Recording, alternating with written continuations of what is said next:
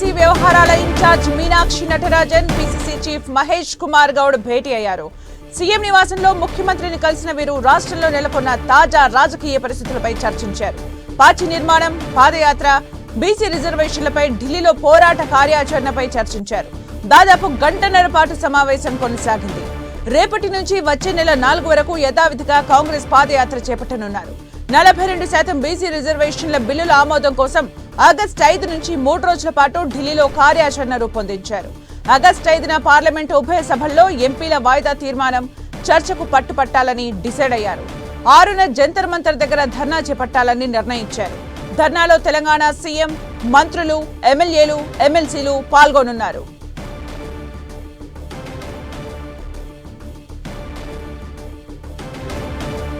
CM Revanth రెడ్డితో మీనాక్షి నటరాజన్ సమావేశమయ్యారు. రేపటి నుంచి వచ్చే నెల 4 వరకు కాంగ్రెస్ పాదయాత్ర యథావిధిగా కొనసాగనుంది. ఇక 42% బీసీ రిజర్వేషన్ల బిల్లు ఆమోదం కోసం కూడా ఆగస్టు 5 నుంచి 3 రోజుల పాటు ఢిల్లీలో కార్యాచరణకు సంబంధించి ఈ సమావేశంలో ముఖ్యంగా చర్చించడం జరిగింది. ఇక ఈ భేటీకి సంబంధించి పూర్తి సమాచారం మా ప్రతినిధి ప్రతాప్ అందిస్తారు. ప్రతాప్.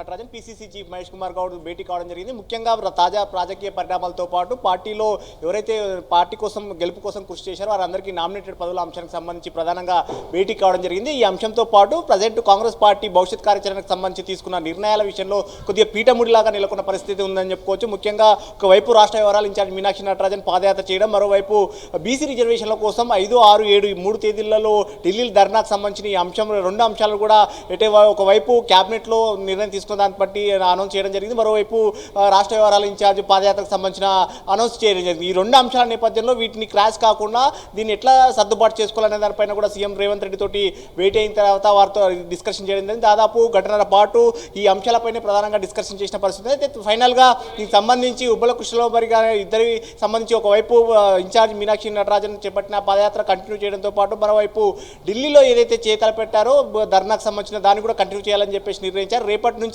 వాస్తవానికి 7 వరకు ఇన్ఛార్జ్ మీనాక్షి నటరాజన్ పాదయాత్ర ఉన్నప్పటికీ దాన్ని 3 రోజులు కుదించుకొని 4 వరకు కంటిన్యూ చేస్తుంది. 4వ తేదీ వరకు కూడా ఇన్ఛార్జ్ మీనాక్షి నటరాజన్ పాదయాత్ర చేసిన తర్వాత 5, 6, 7 ఈ 3 తేదీలకు సంబంధించి క్యాబినెట్లో ఏదైతే నిర్ణయం తీసుకున్నారో ఆ నిర్ణయం ప్రకారంగా ఢిల్లీలో యథావిధిగా కార్యక్రమాన్ని నిర్వహించాలని చెప్పేసి రాష్ట్ర ప్రభుత్వం భావిస్తుంది. దీనికి సంబంధించి కూడా 5న పార్లమెంటులో ఉభయ సభల్లో కూడా వాయిదా తీర్మానం ఇవ్వాలి. బీసీ రిజర్వేషన్లు పెంపున కోసం కేంద్రం మెడల్ వంచాలని చెప్పేసి కాంగ్రెస్ పార్టీ ఆలోచన చేస్తుంది. కాబట్టి 5న ఆ విధంగా, అదేవిధంగా 6న జంతర్ మంతర్ వద్ద ధర్నా చేయాలి, 7న రాష్ట్రపతికి వినతి పత్రం ఇవ్వాలని చెప్పేసి నిర్ణయం తీసుకున్నారు. మొత్తం మీద ఒకవైపు పాదయాత్ర, మరోవైపు ఈ కార్యక్రమాన్ని రెండింటి కూడా చేయాలని చెప్పేసి నిర్ణయం తీసుకున్నారు. Thank you Pratap for the updates.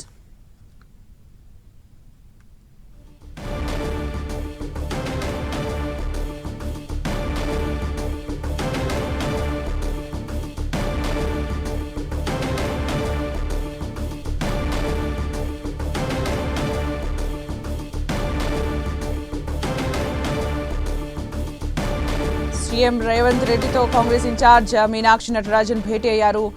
Meenakshi నటరాజన్తో పాటు మరికొంతమంది ముఖ్య నేతలు కూడా భేటీలో పాల్గొన్నారు. తాజా రాజకీయ పరిస్థితులపై ముఖ్యంగా చర్చించినట్టు తెలుస్తోంది.